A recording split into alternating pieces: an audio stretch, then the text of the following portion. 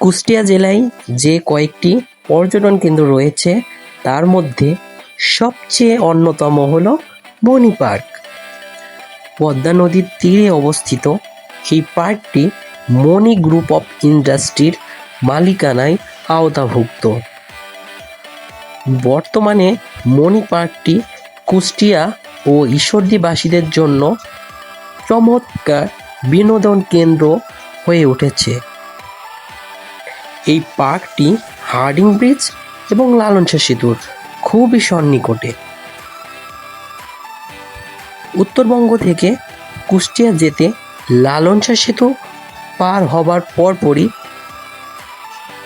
দেখতে পারবেন সাইনবোর্ড, আর যেতে যেতে প্রকৃতির সৌন্দর্য লক্ষ্য করতে পারবেন। এই রাস্তাটা আমার কাছে সত্যি অনেক সুন্দর লেগেছে। কুষ্টিয়া থেকে যদি আসতে চান তাহলে লালন শাহ সেতুর ওঠার প্রয়োজন নেই, আগেই সাইনবোর্ড দেখতে পাবেন। অনেক সুন্দর এই রাস্তাগুলো, আপনারা প্রাকৃতিক পরিবেশ উপভোগ করতে করতে চলে আসতে পারবেন এই মনি পার্কে। সবুজে সমারোহ এই প্রাকৃতিক পরিবেশের মধ্যে আপনারা চলে আসুন আজই মনি পার্কে। তো আমরা চলে আসলাম মনি পার্কে। প্রথমে আপনাদেরকে মনি পার্কে এসে যদি বাইক নিয়ে আসেন তাহলে পার্কিং করতে হবে। পার্কিংয়ের মূল্য বাইক নিয়ে আসলে মাত্র 20 টাকা। এরপরে মনি পার্কে ঢোকার জন্য আপনাকে টিকিট করতে হবে। টিকিটের মূল্য মাত্র 30 টাকা। টিকিট শো করার পরে আপনাকে মনি পার্কে ঢোকার অনুমতি প্রদান করবে। চলে আসলাম মনি পার্কে। সুন্দর একটা লাভের মধ্যে দিয়ে চলে আসলাম মনি পার্কের ভেতরে। মনোরম পরিবেশ, প্রাকৃতিক সৌন্দর্য লক্ষ্য করুন। প্রাকৃতিক সৌন্দর্য দেখতে চাইলে আজই চলে আসুন কুষ্টিয়ার ভেড়ামারা উপজেলার গোলাপনগর গ্রামে পদ্মা নদীর তীরে অবস্থিত মনি পার্কে। লক্ষ্য করুন কত সুন্দর চারিদিকে সবুজ, সুন্দর সুন্দর ফুল গাছ এবং ছোট ছোট ফুল গাছগুলো অনেক সুন্দরভাবে কাটা। এই যে আমি একটা ফুল নাড়ছি, অনেক সুন্দর লাগছে ফুলগুলো। খুবই সুন্দর পরিবেশ, পরিবার সহ চলে আসতে পারবেন মনি পার্কে।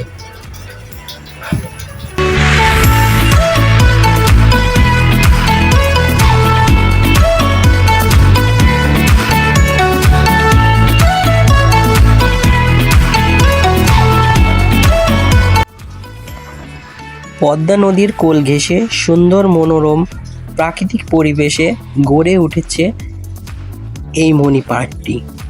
এখান থেকে আপনারা পদ্মা নদী দেখতে পারবেন। দেখুন কত সুন্দর করে লেখা আছে মনি পার্ক, গাছ কেটে সুন্দরভাবে লিখে দিয়েছে মনি পার্ক।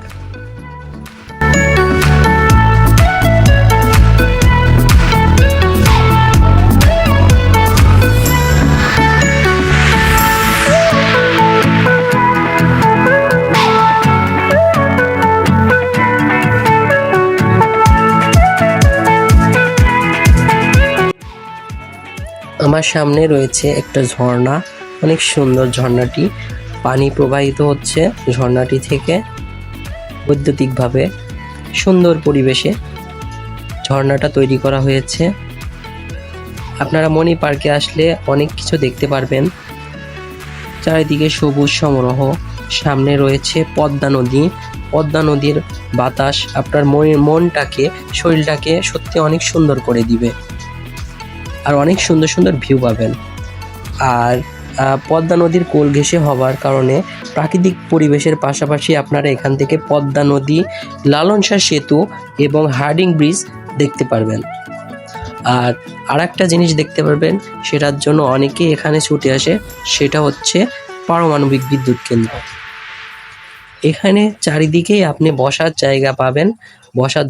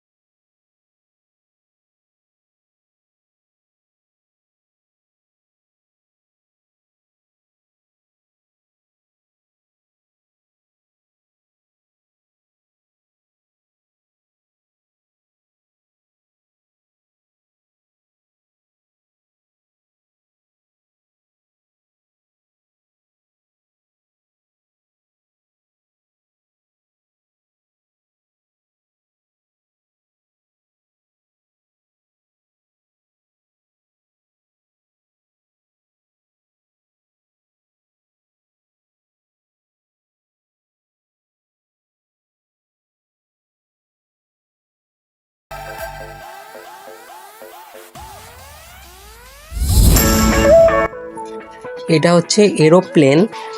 এই প্রবেশ পথ আমরা দেখাচ্ছি, এই বাম দিক দিয়ে প্রবেশ করতে হবে। এরোপ্লেনের টিকিট মূল্য মাত্র 40 টাকা। আপনারা 40 টাকা দিয়ে টিকিট করে এরোপ্লেনে উঠতে পারবেন।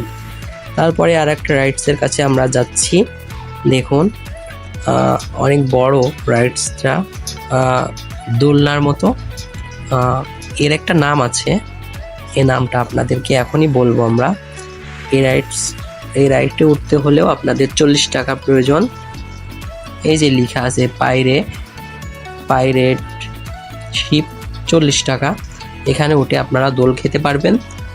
ছোট বাচ্চাদের এখানে না তোলাই ভালো, কারণ এটা বড়দের জন্য তৈরি করা হয়েছে। বড়দের জন্য, বড়রা এখানে এসে মজা করতে পারবে। আর আরও সামনে একটা রাইডস আছে, সেটা হচ্ছে চারিদিকে ঘোরে এই দোলনাটায় আপনারা প্রাপ্তবয়স্করা উঠে চারিদিকে ঘুরতে পারবেন। আমার ছোট ভাই রাফি এখন ওর মধ্যে ঢুকছে, দেখুন ও দোলনাতে উঠছে একটু ঘোরার জন্য। লোকজন, আমরা একটু আগে গিয়েছিলাম তো বিকেলে, এর জন্য লোকজন বেশি আসছিল না, এজন্য রাইডসগুলো এখনো চালু হয়নি।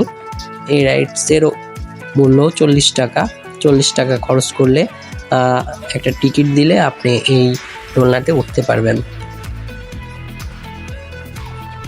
অনেক সুন্দর দোলনাগুলো, বাতাস খেতে পারবেন।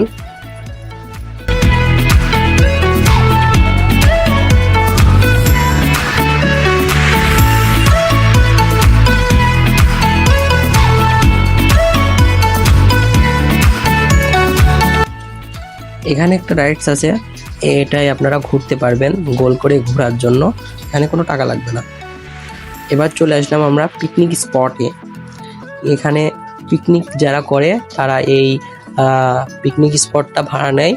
ভিতরে রান্না বান্না এবং সাউন্ড সিস্টেম বাজানোর জন্য জায়গা রয়েছে। আর সামনে রয়েছে সবুজ একটা মাঠ, এখানে আপনি চাইলে নাচ গান খেলাধুলা সবই করতে পারবেন।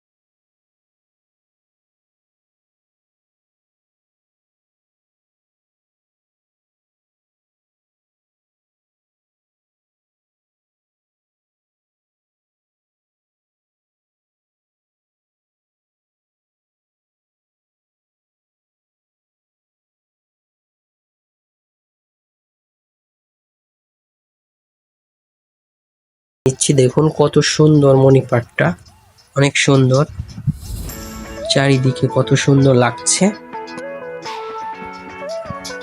এই যে আমি আর আমার ছোট ভাই দুজন। তো আমাদের রিভিউ নেওয়া প্রায় শেষের দিকে, আমরা আপনাদেরকে খুব তাড়াতাড়ি বিদায় জানাবো। এই যে পার্কটা, আমরা এই লাভের মধ্যে দিয়ে আবার প্রবেশ করলাম এবং এই গেট দিয়ে বের হয়ে গেলে আপনার এই পার্ক ভ্রমণ শেষ হবে এবং আমাদেরও পার্ক ভ্রমণ শেষ হলো। ধন্যবাদ।